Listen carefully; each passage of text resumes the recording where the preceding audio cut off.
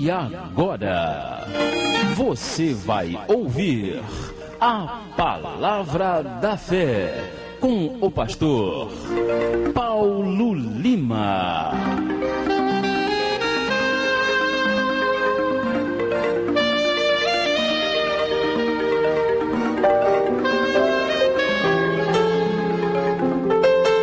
A Palavra da Fé, hoje dia 22 de junho de 2004, uma terça-feira, e Deus quer falar conosco. Hoje, tema da nossa mensagem, Trono da Graça, é o tema da nossa mensagem, o Trono da Graça. Você pode abrir em Hebreus capítulo de número 4, Hebreus capítulo 4, versículo 14, nós falaremos do Trono da Graça de Deus. Você vai se achegar ao Trono da Graça de Deus nessa manhã e terá a realização das suas orações, das suas súplicas, dos seus clamores, porque diante do Trono da Graça, tudo de bom vai acontecer para você. Hebreus 4, 14, que diz assim: visto que temos um grande sumo sacerdote, Jesus, Filho de Deus, que penetrou nos céus, retenhamos firmemente a nossa confissão, porque não temos um sumo sacerdote que não possa compadecer-se das nossas fraquezas, porém um que, como nós, em tudo foi tentado, mas sem pecado. Cheguemos, pois, com confiança ao trono da graça, para que possamos alcançar misericórdia e achar graça, a fim de sermos ajudados em tempo oportuno. Até aqui, em o nome do Senhor Jesus. Nesta manhã, o tema é Trono da Graça, e você viu um texto que apresenta o Senhor Jesus como o sumo sacerdote. Apresenta o Senhor Jesus como o nosso sumo sacerdote, aquele que penetrou nos céus, aquele que está à direita de Deus, aquele que intercede por nós. E nessa manhã você deve entender que o trono da graça de Deus é de fácil acesso para ti.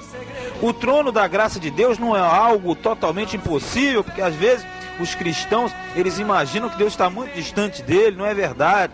A Bíblia nos mostra que o trono da graça está diante de você nesta manhã. O trono da graça de Deus está na minha frente agora. Porém, nós não vemos com os nossos olhos naturais, mas pela nossa fé, nós entendemos que o trono da graça está na sua frente.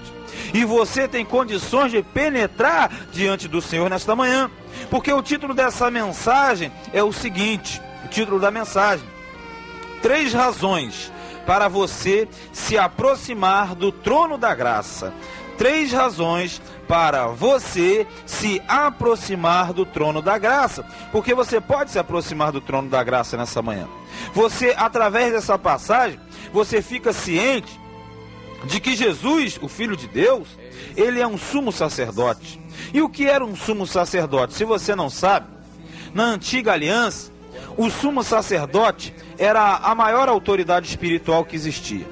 O sumo sacerdote era aquele que entrava na presença de Deus. O sumo sacerdote, ele adentrava no lugar mais separado que existia, que era o lugar santíssimo ou o santo dos santos. Porque, se você não sabe, havia o tabernáculo. E o tabernáculo tinha a parte externa, chamado átrio ou pátio. Tinha a segunda parte, que era uma parte já interna, que era chamado lugar santo. E havia uma terceira parte chamada Santo dos Santos, ou Lugar Santíssimo, onde ficava a Arca da Aliança, o propiciatório em cima e os 2 querubins. E ali justamente era onde se manifestava a glória de Deus.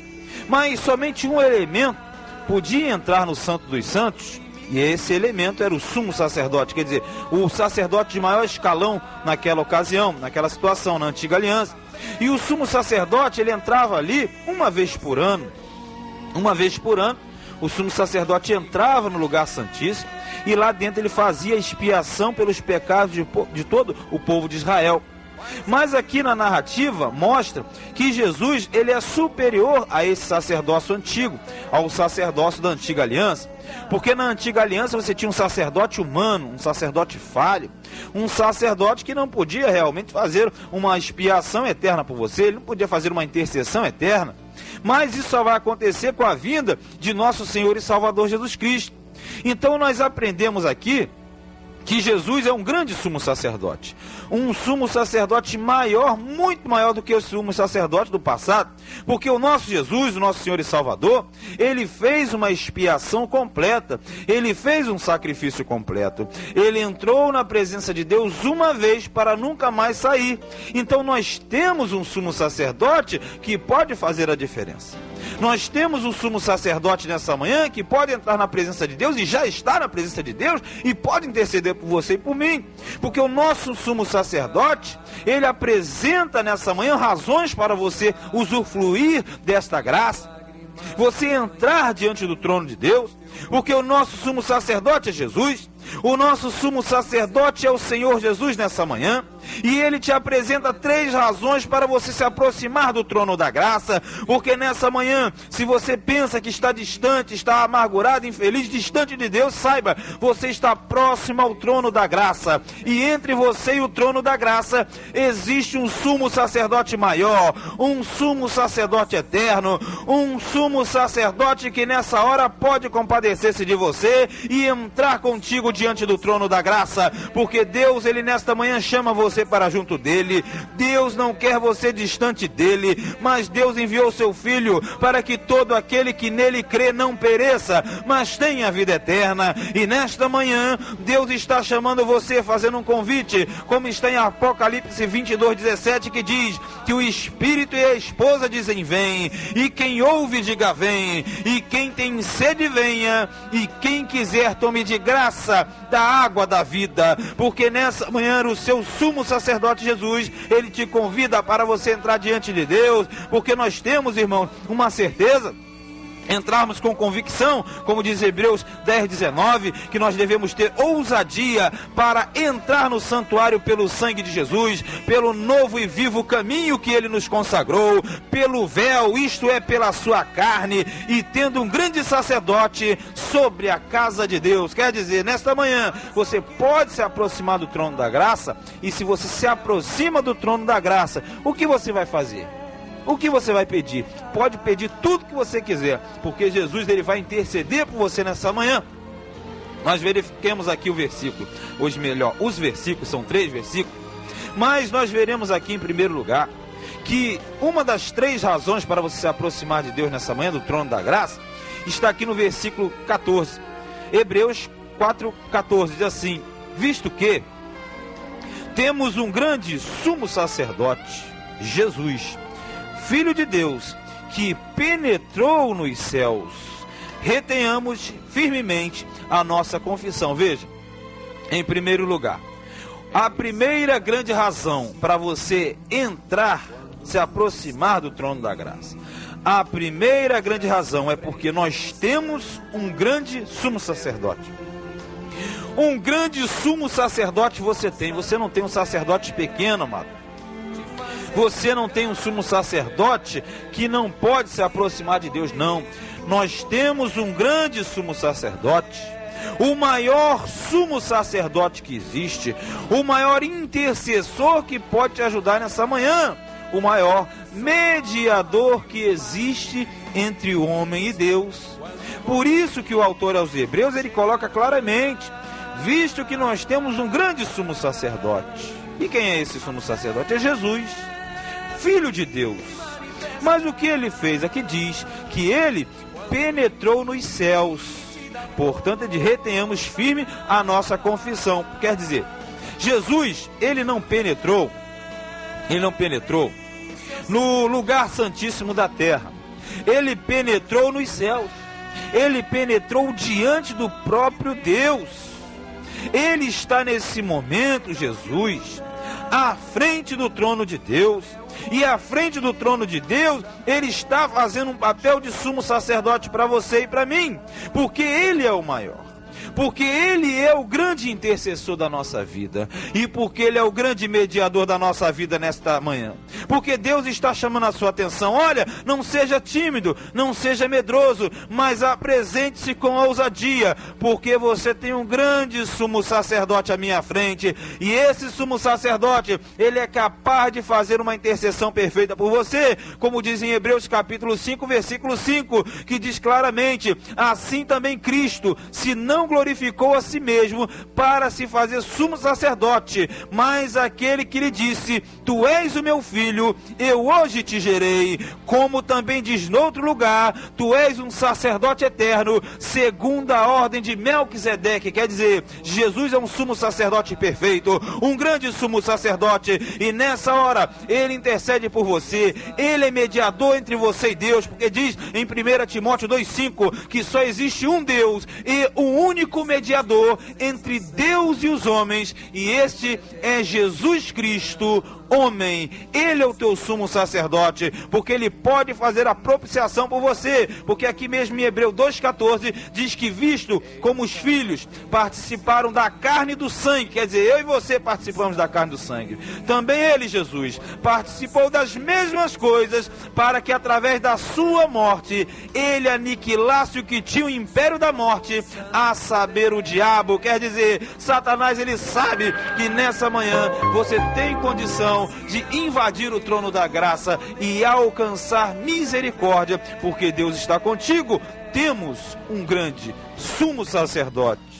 Agora, no versículo 14, nós vemos que outra grande razão para você se aproximar do trono da graça, outra grande razão, o nosso grande sumo sacerdote, ele é um sumo sacerdote sem pecado, é um sumo sacerdote perfeito, é um sumo sacerdote que não tem falhas. Veja que no versículo 15 diz assim: porque não temos um sumo sacerdote que não possa compadecer-se das nossas fraquezas. Olha, nós não temos um sumo sacerdote fraco, nós não temos um sumo sacerdote falho, mas nós temos um sumo sacerdote que ele pode fazer coisas grandes por você, porque aqui diz que nós não temos esse sumo sacerdote falho, mas nós temos um, porém, um que, como nós, quer dizer, como eu, como você, em tudo ele foi tentado, mas sem pecado.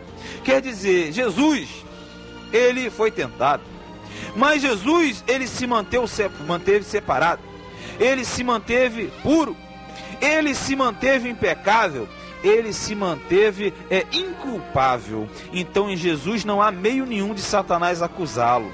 Por isso que ele pode interceder por mim e por você. E aqui diz que assim como nós, em tudo ele foi tentado também. Quer dizer, Jesus, ele veio ao mundo, viveu como homem, e ele sentiu isso que você está sentindo.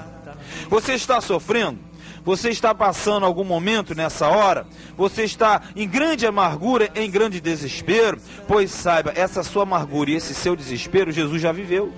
Jesus passou por tudo isso, pela sua tentação, Jesus já passou também. Mas em todas essas coisas, Jesus, ele venceu. Porque Jesus em momento nenhum ele cedeu. Por quê? Ele conhecendo as nossas fraquezas, ele conhecendo as nossas debilitações, ele conhecendo as nossas fraquezas, as nossas carências, nesse exato momento, ele intercede por você.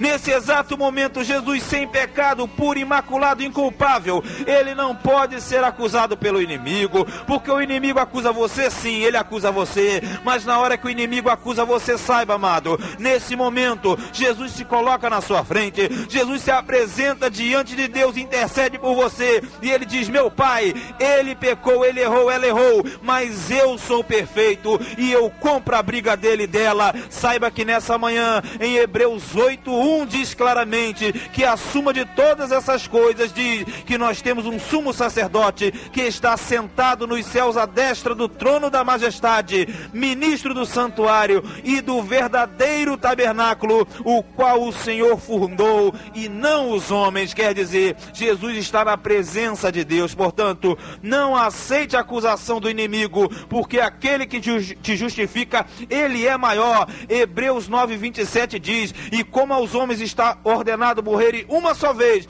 vindo depois disso o juízo, assim também Cristo, oferecendo uma vez para tirar os pecados de muitos, aparecerá a segunda vez, sem pecado aos que esperam para a salvação. Você espera Jesus, então saiba que a sua acusação é transferida agora para o trono da graça de Deus, aonde Jesus está fazendo uma grande intercessão por você, porque Romanos 10:13 diz que todo aquele que invocar o nome do Senhor será salvo. Então nessa manhã há uma salvação para você, porque o teu sumo sacerdote, querido, não é um sumo sacerdote falho. Não é como Arão que fez bezerro de ouro. Não é como Arão que brigou com Moisés, não. O teu sumo sacerdote, ele compra a tua briga nessa manhã. Mas você tem que ter fé, ousadia para invadir o santuário. Senão, o diabo, ele brinca com você e brinca feio. E como ele tem brincado com o crente? Porque o crente não conhece a Escritura. E aí ele brinca e brinca feio. Mas nós veremos no terceiro ponto, no terceiro versículo, porque o tempo aqui é exíguo, é curto. Aqui no capítulo 4, versículo 16, nós vemos em terceiro lugar. Primeiro nós vimos já duas razões, né? A primeira razão, temos um grande sumo sacerdote. A segunda razão é que o sacerdote não tem pecado, então não há acusação para ele. Ele compra a minha briga, é sua, ele intercede. Agora, em terceiro lugar, nós vemos que esse sacerdote que é grande, que é sem pecado, ele, aqui diz claramente, ele nos ajuda. Ele nos ajuda. E se ele te ajudar nessa manhã, quem vai prevalecer contra ti? Quem é que vai prevalecer contra ti se a Bíblia diz que operando Deus, quem impedirá? Quem vai prevalecer contra ti se a Bíblia diz que em todas as coisas nós somos mais que vencedores? Então, você ou fica com a palavra de Deus, ou fica com os mitos que criam no meio evangélico. Mas aqui diz no versículo 16, e cheguemos, pois, olha só, com confiança, irmão. Cheguemos, pois, com confiança ao trono da graça. Quer dizer, você não deve ter timidez, você não deve ter medo, porque a acusação, medo, é Satã que coloca. Aí você fica uma pessoa tímida. Quanto maior o problema, você vai se afastando, não é assim?